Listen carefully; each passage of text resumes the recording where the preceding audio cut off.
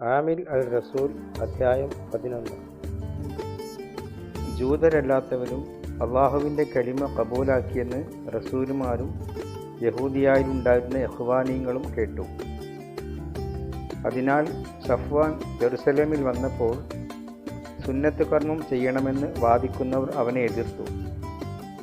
അവർ ചോദിച്ചു, സുന്നത്ത് കർമ്മം ചെയ്യാത്തവരുടെ പരീപിൽ നീ പോവുകയും അവരോടൊപ്പം ഉജീനം കഴിക്കുകയും ചെയ്തതെന്തുകൊണ്ട്? സഫ്വാൻ അവരോട് സംഭവിച്ചതെല്ലാം ക്രമമായി വിശദീകരിച്ച് പറയാൻ തുടങ്ങി. ഞാൻ മദീനത്തുൽ യോപ്പയിൽ ദുആ ചെയ്തുകൊണ്ടിരിക്കുകയായിരുന്നു. അപ്പോൾ എനിക്ക് ഖുസൂസിയത്തിൽ ഒരു മിറാജ് ഉണ്ടായി. ജന്നത്തിൽ നിന്ന് വലിയ മേലാപ്പ് പോലെ ഒരു പാത്രം 4 കോണിലും കെട്ടിയിറക്കുന്നത് ഞാൻ കണ്ടു. അത് എൻ്റെ കരീബിലെത്തി. ഞാൻ സൂക്ഷിച്ചു നോക്കിയപ്പോൾ അതിൽ ദുനിയാവിലെ നാൽക്കാലികളെയും വന്യമൃഗങ്ങളെയും ഇഴജന്തുക്കളെയും ആകാശപ്പറവുകളെയും കണ്ടു. എന്നോട് പറയുന്ന ഒരു ശബ്ദം ഞാൻ കേട്ടു, സഫ്വാൻ, എഴുന്നേൽക്കുക, നീ ഇവയെ അറുത്തു തിന്നുക. അപ്പോൾ ഞാൻ മറുപടി പറഞ്ഞു, റബ്ബേ, ഒരിക്കലുമില്ല. നജസ്സും ഹറാമുമായതൊന്നും ഞാൻ ഒരിക്കലും ഉജീനിച്ചിട്ടില്ല. ജന്നത്തിൽ നിന്ന് രണ്ടാമതും ആ ശബ്ദമുണ്ടായി, അള്ളാഹു ഹലാലാക്കിയതിനെ നീ ഹറാമെന്ന് വിളിക്കരുത്. 3 പ്രാവശ്യം ഇങ്ങനെ ഉണ്ടായി. പിന്നീട് എല്ലാം ജന്നത്തിലേക്ക് തിരിച്ചെടുക്കപ്പെട്ടു.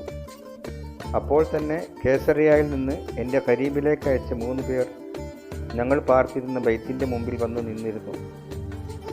ഒരു ശക്കും കൂടാതെ അവരോടൊപ്പം പോകാൻ എനിക്ക് റൂഹുൽ ഖുദ്ദൂസിൻ്റെ താലീമാത്തുണ്ടായി.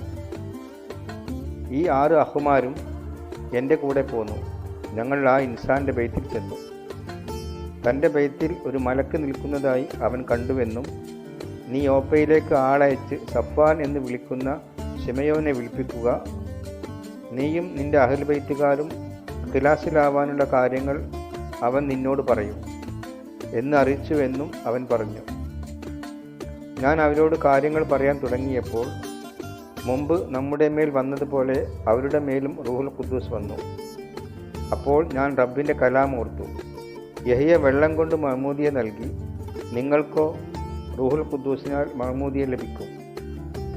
നമ്മൾ റബ്ബായ ഈസാ അൽ മസീഹിൽ ഈമാൻ അർപ്പിച്ചപ്പോൾ അള്ളാഹു നമുക്ക് നൽകിയ അതേ ഹിബത്ത് അവർക്കും നൽകിയെങ്കിൽ അള്ളാഹുവിനെ എതിർത്തു നിൽക്കാൻ ഞാൻ ആരാണ്? ഈ കലാം കേട്ടപ്പോൾ അവർ മിണ്ടാതിരുന്നു. പാപത്തിൻ്റെ വഴികളിൽ നിന്നും ഹയാത്തിലേക്ക് നയിക്കുന്ന തൗബ ജൂതരല്ലാത്തവർക്കും അള്ളാഹു നൽകിയിരിക്കുന്നു എന്ന് പറഞ്ഞുകൊണ്ട് അവർ അള്ളാഹുവിനെ തംജീദ് ചെയ്തു. സ്റ്റെഫാനോസിനെ കൊന്നതുമൂലമുണ്ടായ അദാബുകൾ നിമിത്തം വേറിട്ടു പോയവർ ഫിനീഷ്യ, സൈപ്രസ്, അന്ത്യോക്യ എന്നീ പ്രദേശങ്ങൾ വരെ എത്തി. ജൂതരോടല്ലാതെ മറ്റാരോടും അവർ അള്ളാഹുവിൻ്റെ കലിമയെക്കുറിച്ച് പറഞ്ഞിരുന്നില്ല. അക്കൂട്ടത്തിൽ സൈപ്രസിൽ നിന്നും കിറേനിയയിൽ നിന്നുമുള്ള ചിലർ ഉണ്ടായിരുന്നു.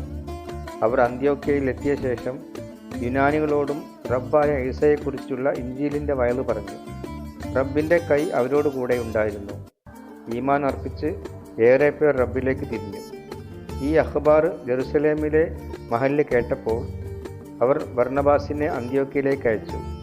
അവൻ ചെന്ന് അള്ളാഹുവിൻ്റെ നിയമത്ത് കണ്ട് സഹാദത്തിലാവുകയും റബ്ബിനോട് അമീനായവരായി കാമിലായ കൽബോടെ നിലകൊള്ളുവാൻ അവരെ താലീമാക്കുകയും ചെയ്തു.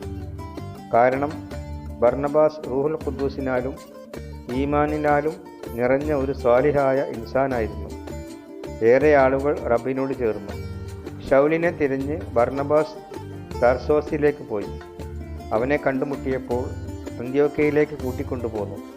1 കൊല്ലം മുഴുവൻ അവർ അവിടുത്തെ മഹല്ലിലെ യോഗങ്ങളിൽ കൂടുകയും ഏറെ പേർക്ക് താലീം നൽകുകയും ചെയ്തു. അന്ത്യോക്യയിൽ വെച്ചാണ് സ്വഹാബികളെ ആദ്യമായി മസീഹിയീൻ എന്ന് വിളിക്കുവാൻ തുടങ്ങിയത്. ആ കാലത്ത് ജെറുസലേമിൽ നിന്ന് നബിമാർ അന്ത്യോക്യയിലേക്ക് വന്നു. അവരിൽ ആഗാബോസ് എന്നൊരാൾ എഴുന്നേറ്റ് ദുനിയാവ് മുഴുവനും ഒരു വലിയ ക്ഷാമം ഉണ്ടാകുമെന്ന് റൂഹുൽ ഇലാഹിൻ്റെ കുദരത്തിനാൽ പ്രവചിച്ചു. ക്ലൗദിയോസ് ഹാക്കിമായിരുന്ന കാലത്ത് ഈ ക്ഷാമമുണ്ടായി. സ്വഹാബികളെല്ലാവരും തങ്ങളുടെ കഴിവനുസരിച്ച് യഹൂദിയായിൽ പാർത്തിരുന്ന ഇഖ്വാനീങ്ങൾക്ക് സ്വതക്ക ചെയ്യുവാൻ തീരുമാനിച്ചു. ബാർനബോസിൻ്റെയും ശൗലിൻ്റെയും കയ്യിൽ സ്വതക്ക ശൈഖുമാർക്ക് എത്തിച്ചു കൊടുത്തുകൊണ്ട് അവരത് നിറവേറ്റി.